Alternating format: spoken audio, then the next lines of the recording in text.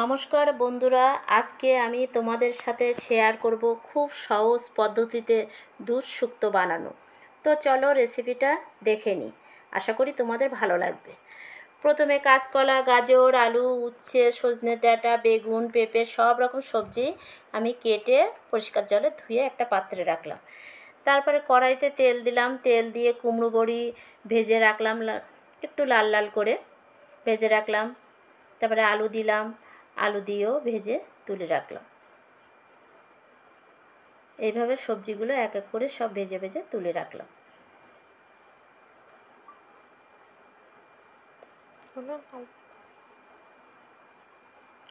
আলুতে একটু সামান্য লবণ দেওয়া হলো, লবণ দিয়ে ভেজে তুলে রাখলাম লাল লাল করে।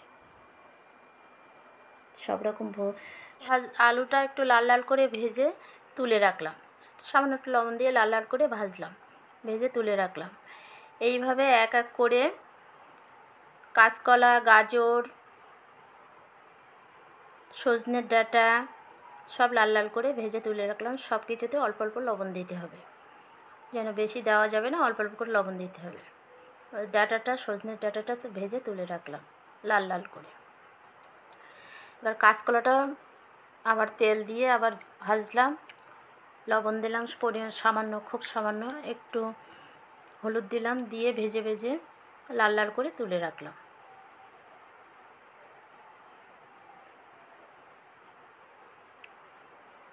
এবার গাজর দিলাম, গাজরটাও ভেজে লাল লাল করে তুলে রাখা হলো।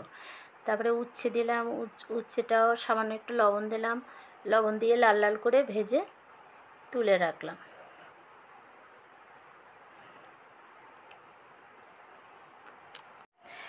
এবার বেগুন দেওয়া হলো, বেগুনটাও ভেজে একইভাবে তুলে রাখলাম, এইভাবে সবাই বানিয়ে খেয়ে দেখো। এবার কড়াই একটু তেল দেওয়া হলো, তেলে বেটে রাখা সাদা সর্ষে, আদা বাটা, জিরে বাটা সবই দিলাম।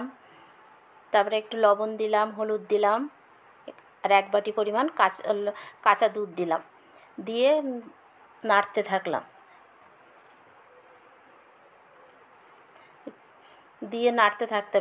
নাড়তে থাকতে হবে। তারপরে অল্প একটু জল দিতে হবে যেন মশলাটা পুড়ে না যায়। তারপর নাড়তে নাড়তে যখন মশলাটা ঘন হয়ে আসবে, মশলা থেকে তেল ছাড়বে, তখন ওই ভেজে রাখা সমস্ত কাঁচকলা, ডাঁটা, আলু, গাজর, উচ্ছে, যা যা সবজি, পেঁপে সব কিছু ভেজে রাখা সবজিগুলো দিলাম, দিয়ে কষাতে থাকলাম। কষাতে কষাতে যখন ঘন হয়ে আসলো, পুরো কষানো হয়ে গেল, তখন একটু চিনি দিলাম, সামান্য চিনি দেওয়া হলো। তারপর কষানোর পরে একটু জল দিলাম, জলটা যেন মাখা মাখা হয়, বেশি জল দিলে হবে না, যেহেতু নিরামিষ শুক্তো হচ্ছে, বেশি জল দেওয়া যাবে না, অল্প পরিমাণ জল দিলাম। জলটা দিয়ে ঢাকা দিলাম। ঢাকা দেওয়ার পরে ঢাকাটা তুলে তারপরে দিলাম কুমড়ো বড়িগুলো, কুমড়ো বড়ি দিয়ে আবার একটু নাড়াচাড়া করে দেখলাম,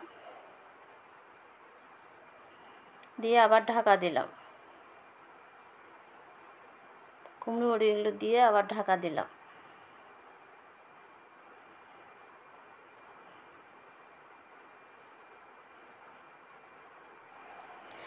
এরপরে বেটে রাখা পোস্ত, চারমগজ দিলাম এবং ঘি দিলাম, দিয়ে অবশেষে নামিয়ে রাখলাম এই দারুণ স্বাদের শুক্তো, যা দিয়েই এক থালা ভাত খাওয়া যাবে। কেমন হলো আপনারা সকলেই কমেন্টে জানাবেন।